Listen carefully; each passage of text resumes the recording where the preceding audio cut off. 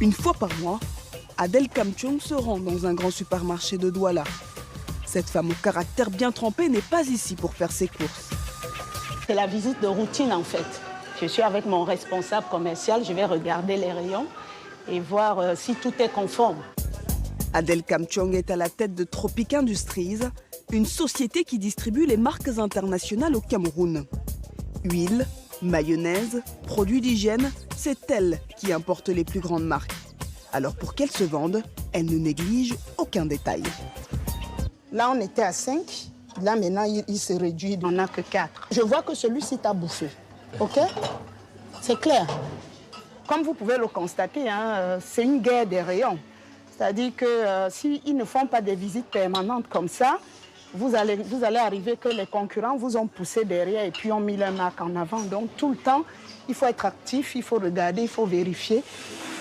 Et Adel vérifie tout. L'implantation dans les rayons. Les cérélines, j'aurais préféré qu'on les mette comme ça pour faire plus de visibilité, quoi.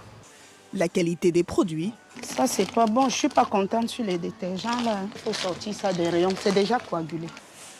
Et même le prix pratiqué par les commerçants. Je trouve les tonnes un peu chères, là, monsieur Chandou. 700. C'est normalement 700 euros. S'il vous plaît. Parce que là, je trouve ça un peu... OK? Si la patronne est si tatillonne avec la mise en valeur de ses produits, c'est que les centres commerciaux représentent une part importante de son chiffre d'affaires. Je livre tout le monde. Tous les magasins Maïma, Casino, Super U, Spa, Cadeau, Santa Lucia, DIF 40, tous sont mes clients. D'accord? Et les magasins comme Spa, c'est important pour nous. Hein. Il faut compter dans les 5 millions par mois. Oui. 5 millions de francs CFA de chiffre d'affaires mensuel, rien que dans ce magasin. En tout, elle en approvisionne 43 à Douala. Mais sa force, c'est d'être implantée aussi auprès de 1600 boutiques de quartier. Et avec eux, elle applique les mêmes méthodes qu'avec la grande distribution. L'inspection d'Adel Kamchong continue. Cette fois, changement de décor. Elle a rendez-vous chez Aboubacar, un vendeur de quartier. Problème, à peine arrivée dans la boutique, elle constate qu'il ne vend pas sa marque de brosse à dents. Je ne vois pas les brosses à dents Signal quand même. Tu n'as pas les brosses Signal. Hein. C'est un peu cher quand même par rapport à d'autres. À Colgate. À Colgate, c'est ça. Alors, les gens... Celui de Colgate coûte combien? Celui de Colgate, c'est 350. Mais la mienne, c'est 300. C'est 300. C'est 300. La brosse Signal, c'est 300. Elle accorde une grande attention à ces petits commerçants. Pour moi, ce sont des clients qui sont tout aussi importants que les gros distributeurs. Parce que là, lui, il touche directement le consommateur. C'est via lui qu'on a justement le retour des consommateurs sur nos produits. Bonne journée hein, et bonne vente. La patronne réalise ce genre de visite 2 fois par mois. Une façon de garder les liens avec sa clientèle de petits commerçants qui sont très importants dans son business model.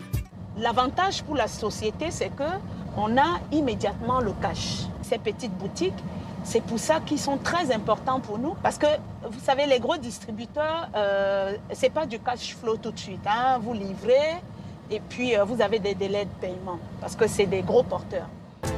Comme à chaque fois, la visite de terrain s'achève par une visite à ces grossistes. Ce sont eux qui approvisionnent les magasins ou les vendeurs sur le marché. Une clientèle qu'elle ne néglige pas non plus. Bonjour.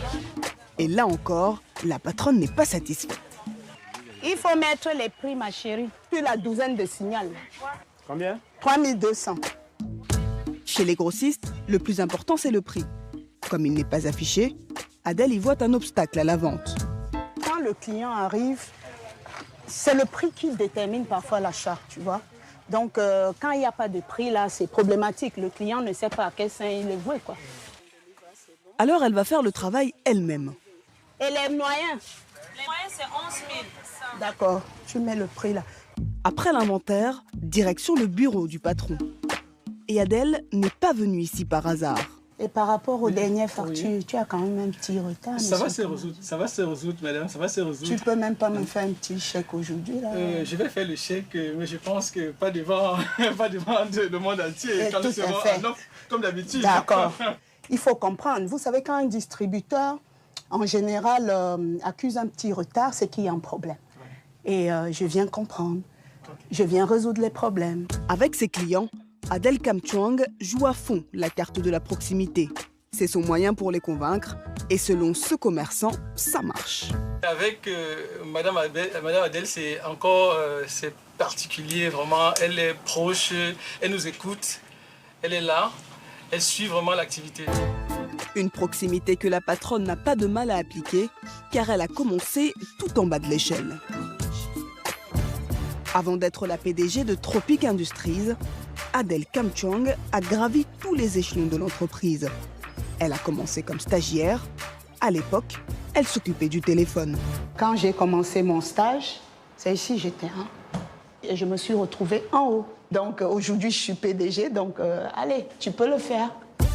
À l'époque, l'entreprise était une filiale d'Unilever, une multinationale spécialisée dans les produits alimentaires et cosmétiques.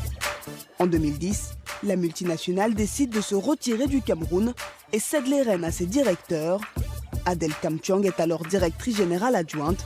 Elle décide de prendre la tête d'une entreprise qui perd alors beaucoup d'argent. Une société avec un gouffre pareil, je ne connais pas beaucoup de Camerounais qui l'accepteraient. Ça m'a fait vraiment flipper. Mais je me suis dit, bon, peut-être c'est la seule fois où je peux m'appeler PDG. Bon, je prends mon risque. Et j'ai décidé de prendre le risque. Pour sauver l'entreprise, Adèle Kamchuang va tenter de réduire tous les coûts. Baisse des salaires, négociations avec les banques, elle va mettre tout le monde à contribution. Mon bailleur, par exemple, il a accepté de réduire le loyer de moitié. Vous en trouverez très peu. Très, très peu. La société de gardiennage, elle aussi, elle a accepté de faire valablement des efforts au niveau de ses honoraires. D'accord ? Disons, tous mes partenaires ont accepté de faire cet effort pour nous permettre de sortir du gouffre.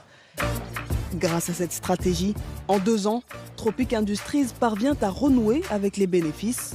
Des bénéfices que la patronne a immédiatement réinvestis dans l'entreprise. Il y a 1 an, elle s'est offert des nouveaux entrepôts pour ses produits. En tout, elle a multiplié ses espaces de stockage par 5. Au départ, on avait un entrepôt de 1000 mètres carrés à peu près.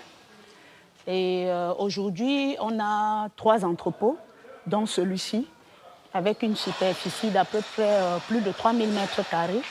C'est véritablement un magasin de futur pour nous.